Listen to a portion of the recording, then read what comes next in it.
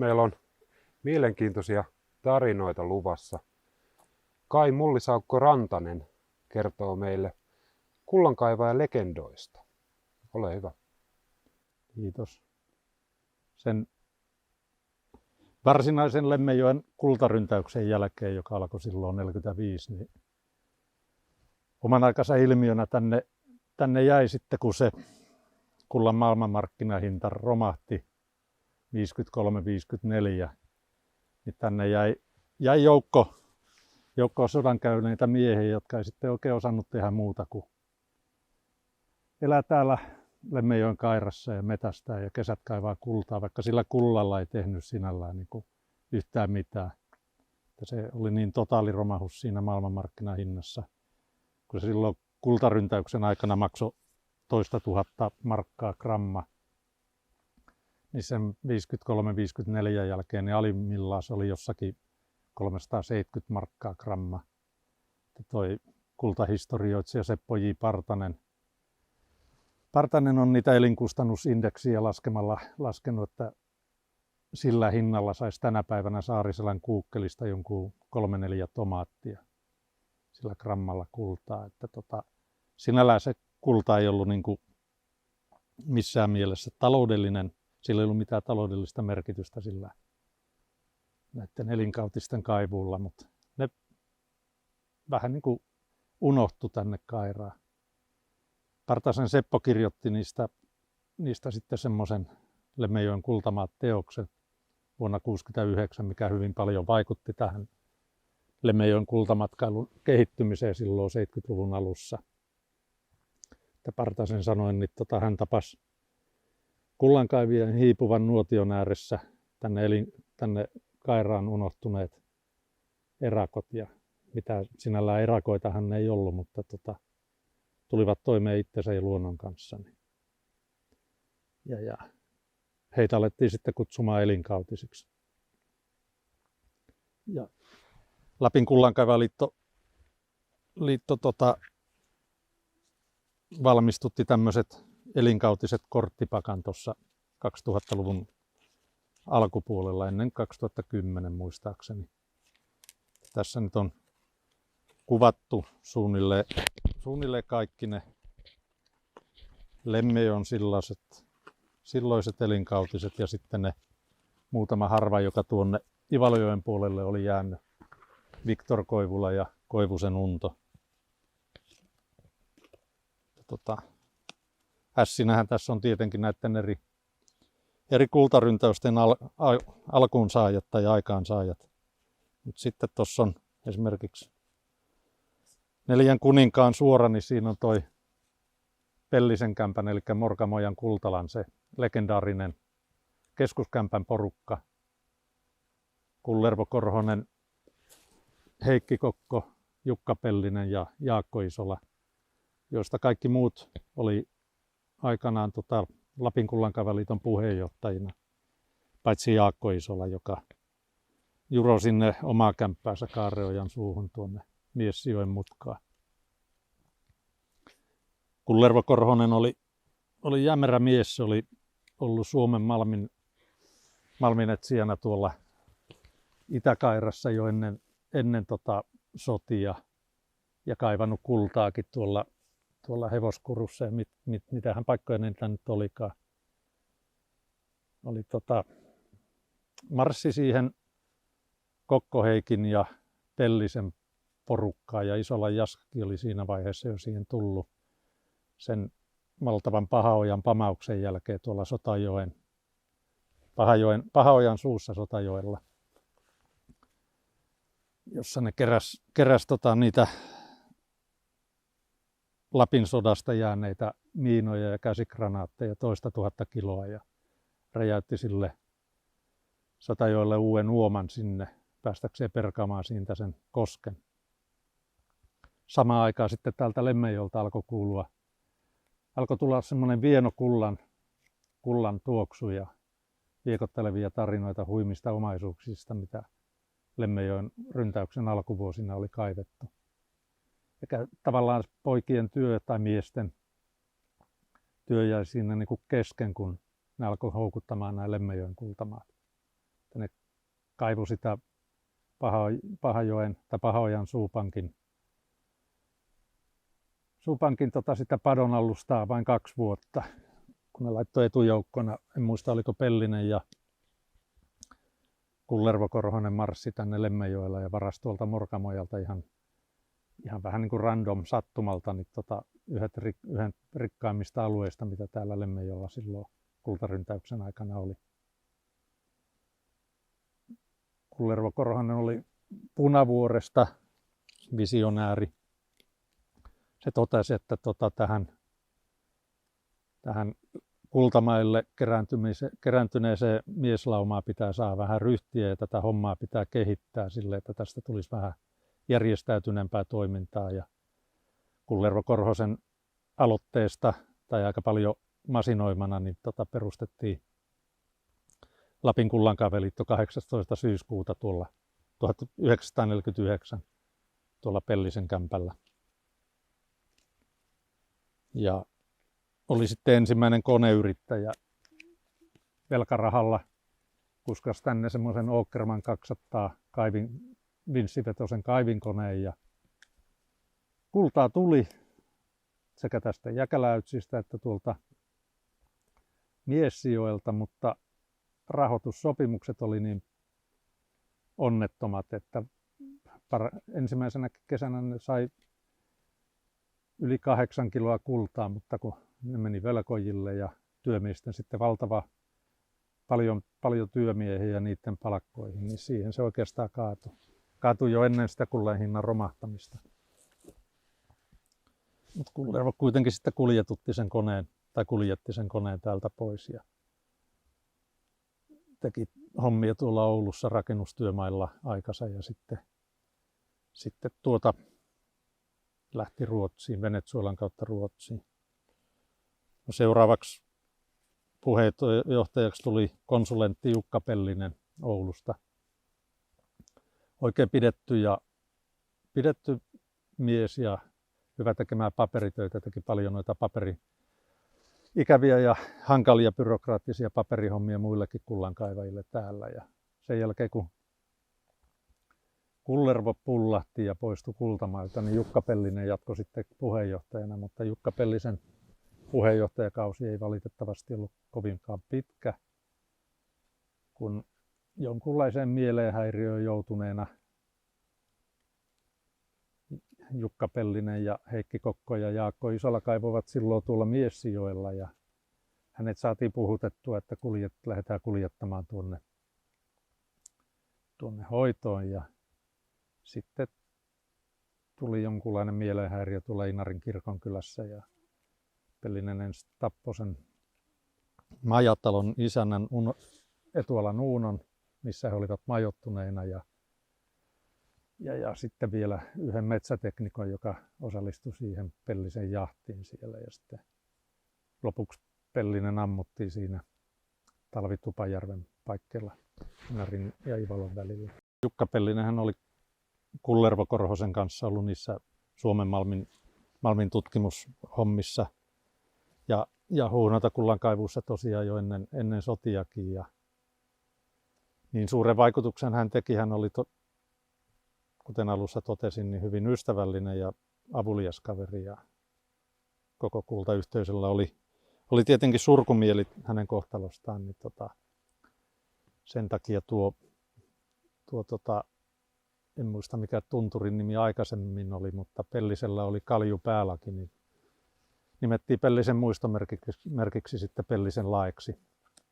Ja Morkamojan Kultala, joka oli tämän kultaporukan keskus tai tukikohta, niin sitähän kutsutaan Pellisen kämpäksi. Ja itse olen tulkinnut sen johtuvan siitä, että heillä oli 4 peräkkäistä valtausta siinä Morkamojan varressa. Ja juurikin se valtaus, minkä alueelle se kämppä pystytettiin, niin oli Jukka Pellisen nimissä. Niin sen takia sitä kutsuttiin Pellinen, että kumppaneiden kämpällä muun muassa perustettiin Lapin Kullankaivajan liitto. Niin se legendaarinen kultamiesporukka hajosi. Nehän sai älyttömästi kultaa parhaana kesänä Lapiopillillä 17 kiloa siitä Pellisen kämpän alueelta Morkamojan varresta. Rengeille tietenkin maksettiin palkat ja muut kiinteät kulut meni päältä pois, mutta silti jokaiselle jäi semmoinen 4 kiloa sitä itselleenkin. Ja siihen se niin kuin oikeastaan hajosi. Puheenjohtajuus siirtyi Kokko Heikille, mutta liitolla sinällään ei ollut oikein mitään toimintaa niinä niin kutsuttuna hiljaisina vuosina. Toimittaja Annikki Kariniemelle sanottiin, että ei siellä Lemmenjoella enää ketään ole, että kultakissilta on loppunut eikä siellä ehkä joku Houkka Kangasniemi, mutta ei kukaan normaali ihminen enää ole. Ja puhujathan oli väärässä, että täällä oli se elinkautisten porukka. Ja yksi keskeisimmistä ja legendaarisimmista hahmoista on Jaakko Isola, joka sen kultamiesporukan hajoamisen jälkeen, kun Lervo Korhonen lähti Venezuelan kautta Ruotsiin pullahdettua konekaivuyrityksessä. Pellinen sai surmansa siinä tulitaistelussa. Heikki Kokko avioitu Rantamarin kanssa, joka oli siinä vaiheessa vielä Aaro Raumalan kanssa naimisissa ja heillä oli 2 lastakin. Ja Heikki niin perinpohjiin ihastui Mariin, että Marihan oli oma sukua morottaja ja heillä oli tämmöinen kestikievari ollut, tai hänen isällään siinä Inarin kirkonkylässä ja paljon maita.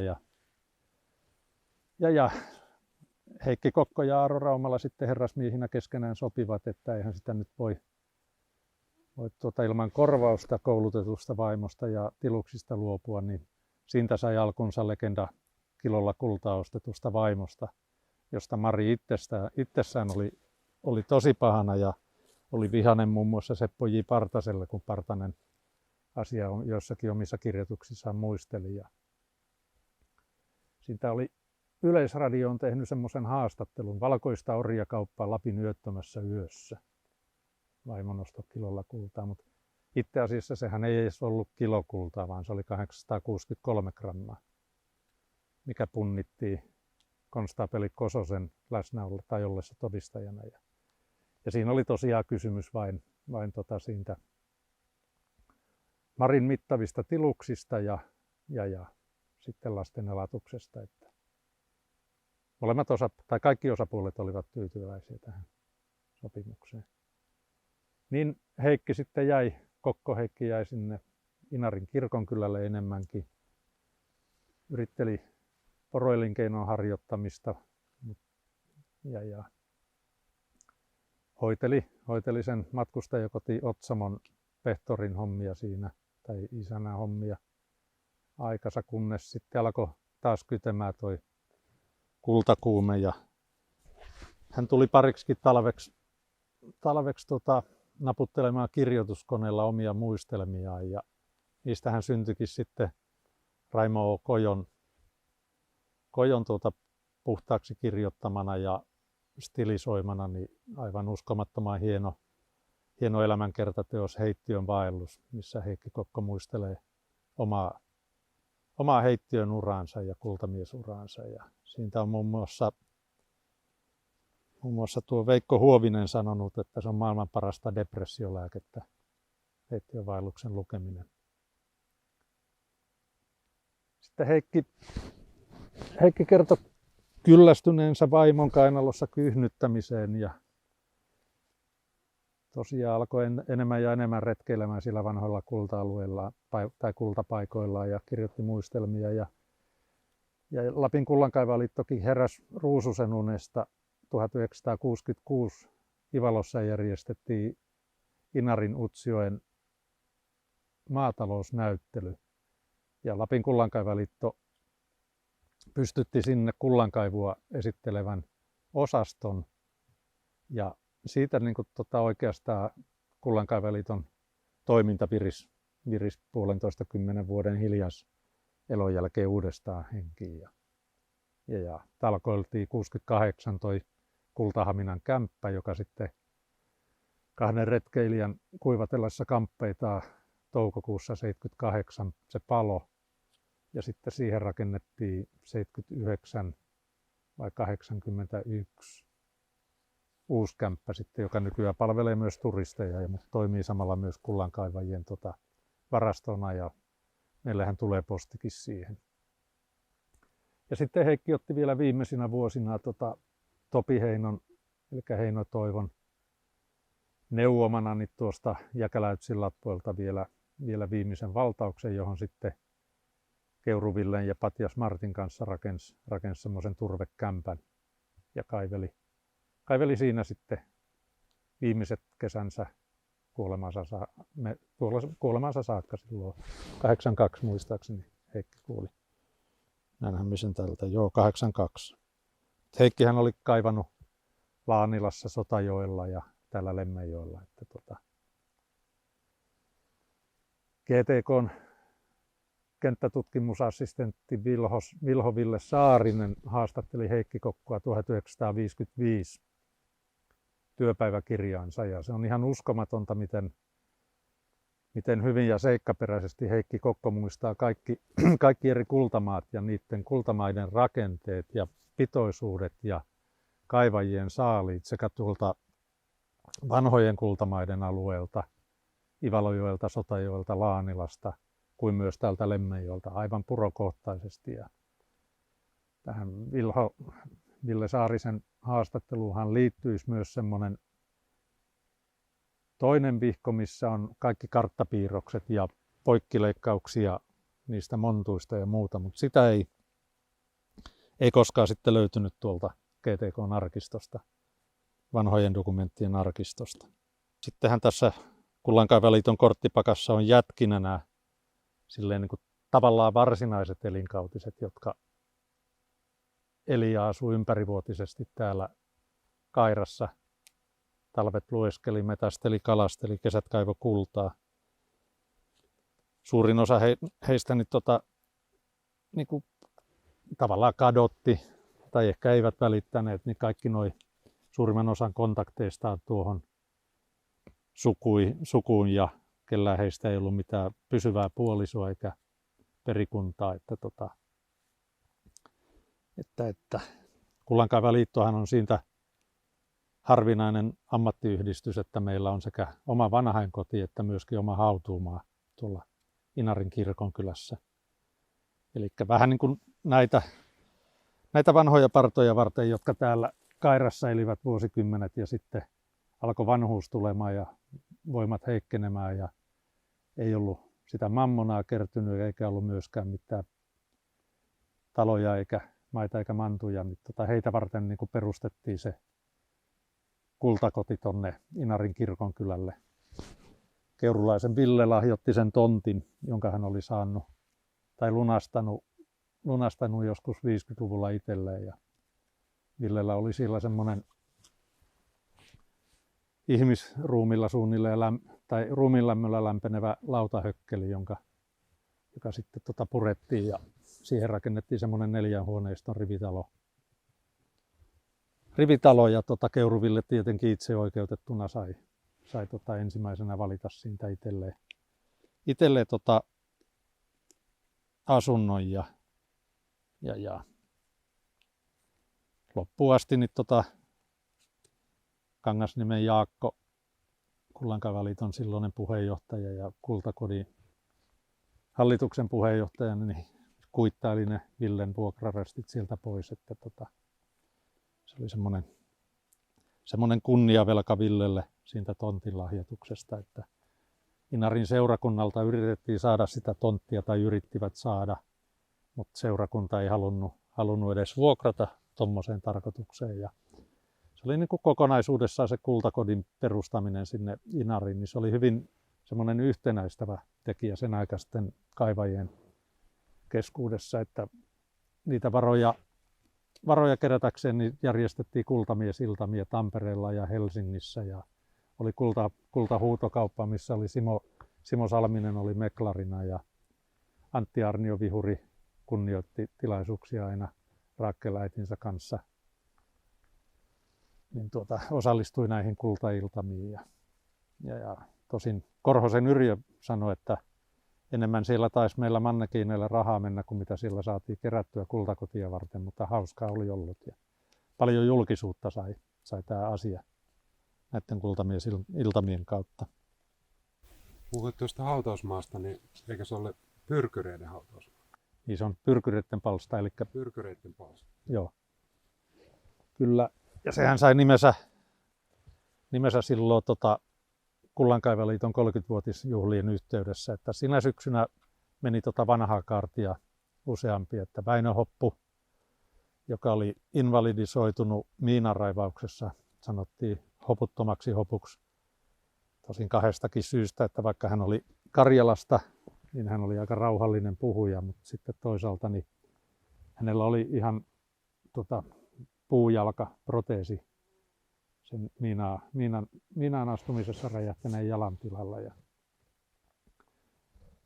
hän muutti kanssa, asui Inarissa, siellä oli semmoinen Lärvät-harju, missä oli tämmöisiä aika heikkokuntoisia ja heikon varustelutason semmoisia lautahökkeleitä, missä muun muassa osa kultamiehistä talvisin majaili.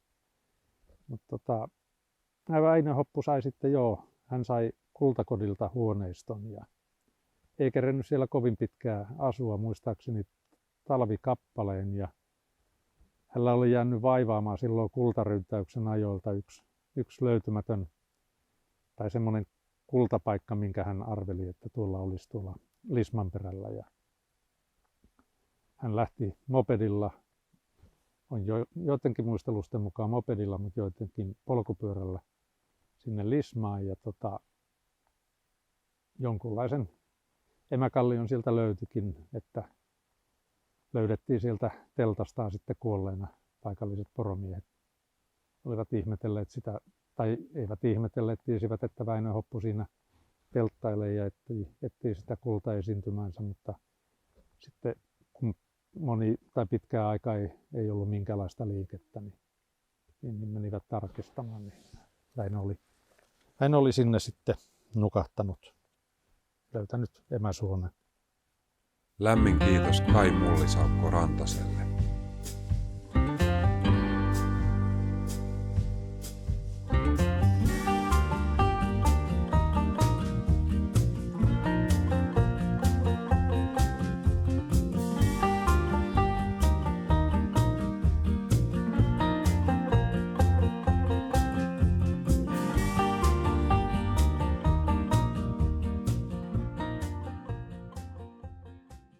Lapin kullankaivuu perinteestä ja kuulemma vähän niin kuin ajatuksenakin, että hän saisi innostettua Raumalannipaa ja Korhosen Yrjöä ja muita silloisia elinkautisia, niin tavallaan niin kuin tuotteistamaan tämän Lapin kullankaivuun, että alkaa markkinoimaan sitä turisteille yhtä jännittävänä ja hienona harrastuksena kuin suurriistan metsästyskin oli Herman Stigseliuksen sanat tästä Lapin kultaperinteestä.